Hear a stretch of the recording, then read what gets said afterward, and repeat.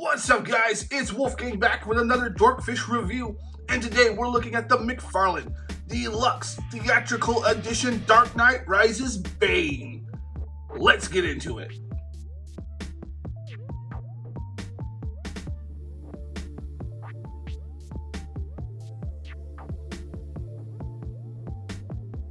Portrayed by Tom Hardy in the third film of the Dark Knight franchise by Christopher Nolan's, this Bane is an imposing figure, extremely intelligent, extremely violent, very tactical. One of my favorite live-action interpretations of a villain, except for the ending when he kind of gets turned into a sap for the girl. But take that away, the rest of everything about him, I think, was amazing. And now he is in toy form. He has been before. I think they did a Build-A-Figure release and a Jokerized Build-A-Figure release. And then there's been other companies that have done Bane figures like Mayfex and so forth, right? But we're here to check out this one. How does he stack up? And I gotta say from the outs, I've been messing with him. He looks amazing. I think he's really, really solid for the most part. There's some things here and there aesthetically, but for the most part, I think he's great. And we're gonna talk about why he's great, starting with the box and accessories. All right, and here is the box, and you've got your standard kind of box here. You've got the Deluxe Theatrical Edition on the side, the Bane and Dark Knight Rises symbol on the front. You've got the plaque still in there for him to stand on because it's useless to me, that part area where the card comes out of. On the side, you've got the Dark Knight Rises down the side. Looks good. On the back, a nice product shot of the poster, but not the actual toy from the movie, and then a little side window there. And that's all there is to the box. It is pretty straightforward. So now let's get into the accessories. All right, and on to accessories. And he doesn't come with a lot, guys. I mean, it looks like it from the out, but it's not a lot. He has, obviously, the stand that I showed you is still in the package because they're useless to me anyways. The two hands he has on him, the singular head, and then he comes with two more pairs of hands. So he's got some stylized hands here, which are very well sculpted, I will say. He's got a similar style hand for the other side with the glove. Again, very well sculpted. And he's got two of these stylized grabbing hands for catching a punch or holding something. And this one's a little more gun-like, although I don't remember him holding a gun in the film. But I could be wrong. I'd have to go back and watch. And then he's got these. So the clear stands on that one, and then the Dark Knight Rises stand here, the Dark Knight Trilogy stand, so which is pretty well done. And his character card fits in it pretty well and easy. He doesn't tear the card up, and you got his bio on the back of it. So that's the character card. And then you've got the poster style card, which has the two clear clips, and it looks good. It's the posters from the initial film itself, and they look great. Now, what I will say from the jump about accessories here is there could have and should have been more. I think he could have had a broken Batman mask, maybe a detonator from the movie since the bomb was a big thing, picture of Harvey Dent, or maybe even if they wanted to go as far, interchangeable arms and the coat. That would have been really, really nice to have the coat and interchangeable arms. While unfortunately we didn't get that, what we did get is really, really good. So I am happy with what we got. I just think there could have been more for a deluxe figure, right? So, not bad, but could have been more. Moving along. Now let's get into aesthetics. And aesthetically speaking, for the most part, I think this figure is great. Something you may be seeing glaringly immediately from an aesthetic standpoint is that elbow with the way he's positioned.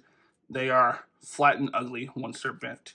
So from an aesthetic standpoint, that is not great at all. From other vantage points, there are things that are really good. Like the musculature inside is fantastic. Unfortunately, it's the way the joints are cut and moved that looks ugly. He does have some interesting things going on, like there is no piece underneath here in the center, which gives him more room in the torso to move.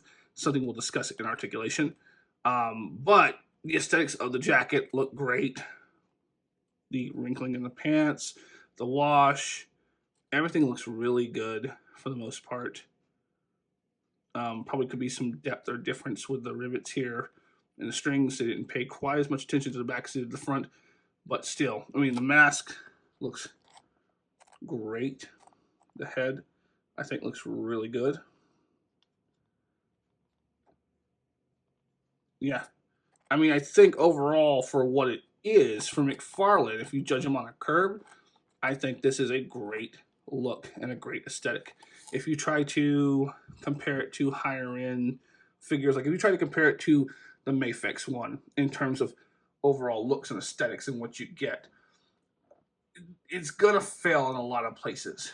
However, if you just judge it on its own, look at the way the shoulders are set, look at the arm shape, he looks very imposing. From this standpoint, for what he is for price, I think you got a great figure. If it was the same price as a Mafex or something like that, yeah, not even close. So in comparison, I think it's good. I do like the way he looks. I think the paint is great. I think the sculpting is fantastic. So aesthetically, I think he is a great figure in that regard. But now the question is, how does he articulate? All right, and for articulation, his head is on a peg and ball, no pin, no hinge, so he can look up about that far, look down pretty good. He's got a decent little wobble, actually, and obviously side to side is just fine. And I like the way that they did it into the neck, so it doesn't look unnatural. Even around the back, it doesn't look, it looks almost seamless. It looks right. So they did a great job with that. You got your floating cap in here, standard, doesn't really do jack and shit, so not a big thing there, really. Arm goes all the way around. You got your bicep swivel. Pretty standard articulation. You've got your double jointed. You've got your wrist peg in here. I always thought these looked ugly. I don't like them. But that is the ones they did. And it works fine other than looking ugly. And then the pin can turn here and up there. So just kind of make sure you adjust that because otherwise you'll lose the line up here when moving it around, right? Now, here's where they did some interesting stuff. Underneath this part, like I was saying earlier, as you see me pushing around, they didn't put anything underneath. So the chest stops here, and you get your joint. Now with that, you get a really decent crunch forward, and a pretty good back, side to side, just fine. They crunch that in a little bit, so that way it'll sit down on it.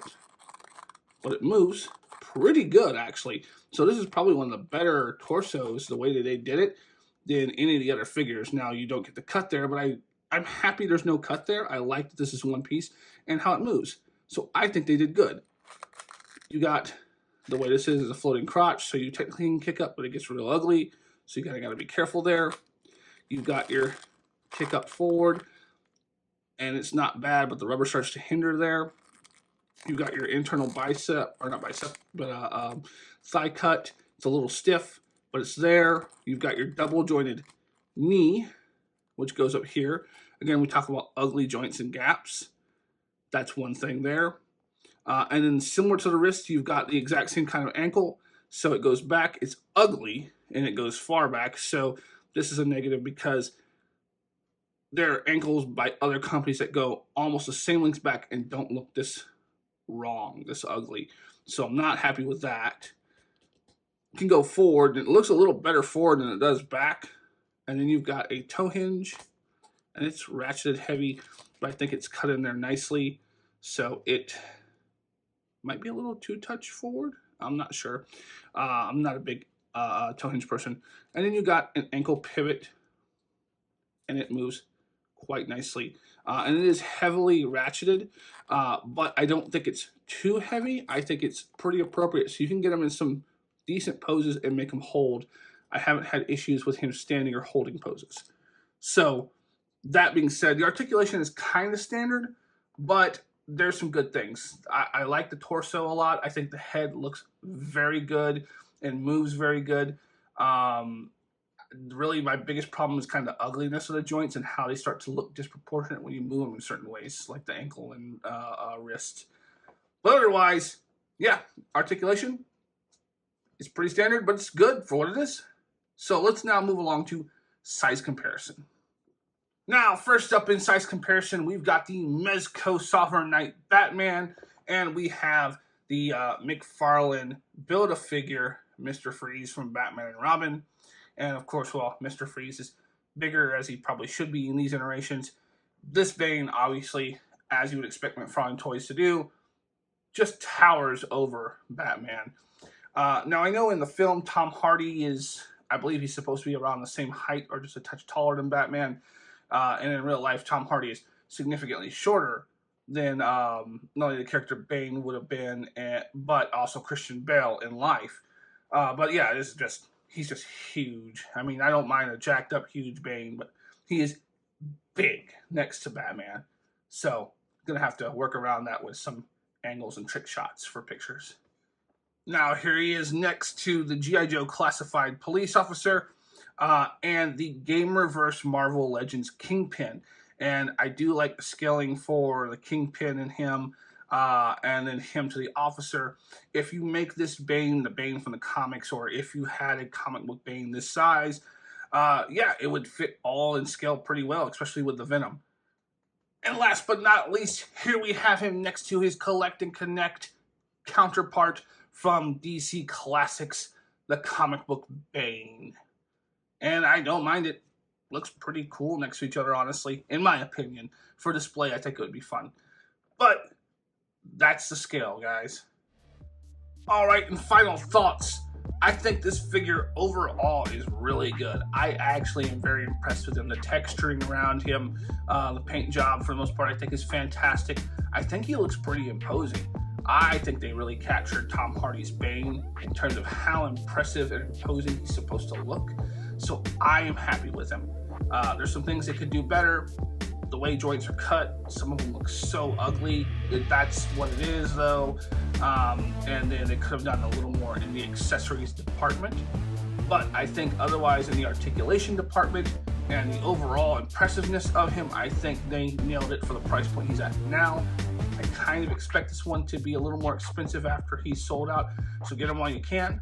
I'm going to suggest him, and I'm going to suggest, if you will, to like, share, and comment down below, as well as check out my other videos. Please support the channel, and thank you so much.